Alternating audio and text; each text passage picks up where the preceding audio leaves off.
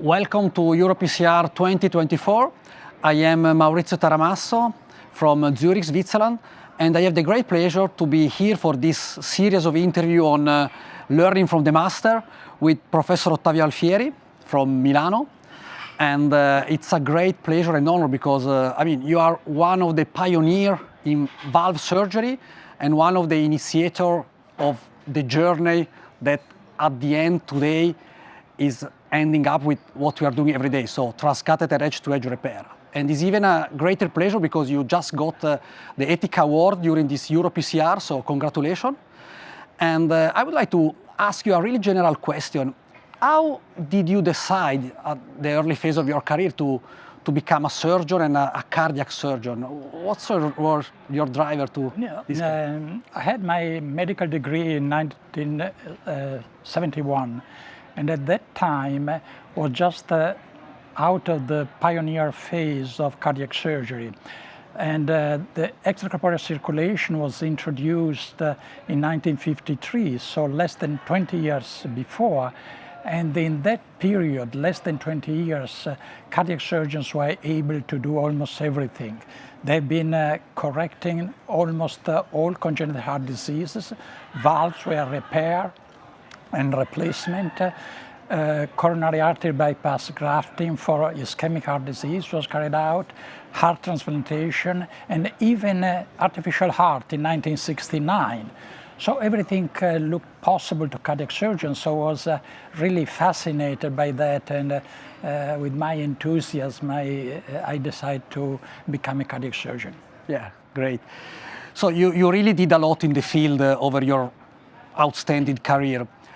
And probably the reason why you will be in the book of medicine is why you had this out-of-the-box idea at the time of edge-to-edge. So a simple solution to treat a complex problem, a complex disease, that actually opened the journey that bring to transcatheter repair.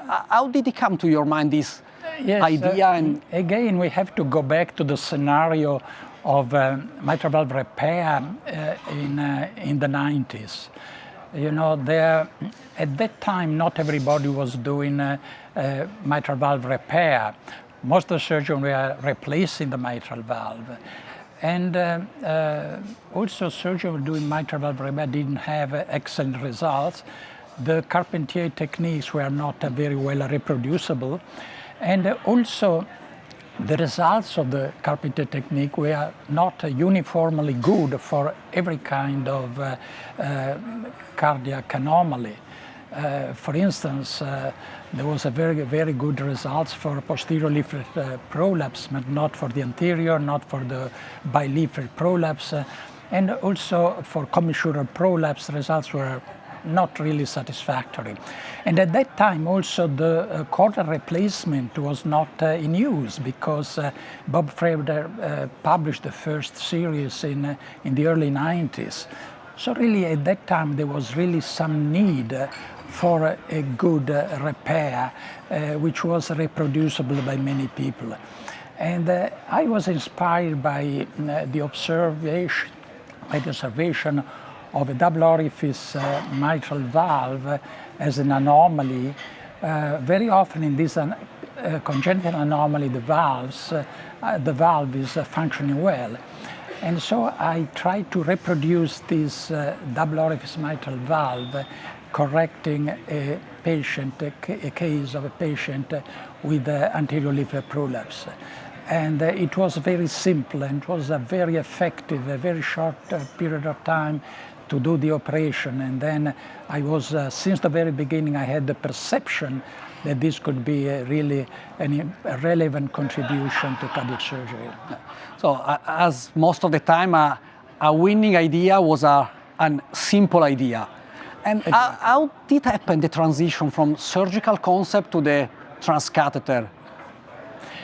You know, I must say that this idea was not well seen and well judged by the majority of cardiac surgeons. Actually, they thought that was a kind of shortcut for those who are not able to do the conventional repair.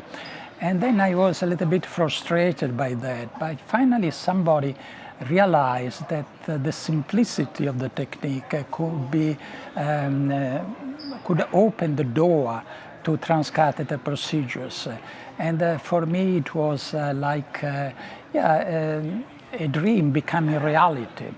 And somebody from California, in this specific case, Fred Sengor, was really attracted by the simplicity and effectiveness of this technique and started a startup to reproduce, to replicate the so-called Alfieri stitch with the catheter. Thank you, Professor Alfieri, for sharing with us and with the audience in few minutes how the journey took place. And it has been a great pleasure and honor. Congratulations again for your award that you got, but especially for all the knowledge and the advancement that your actually career brought to the cardiovascular field in the treatment of valvular disease. Thank you. Thank you, Maurizio.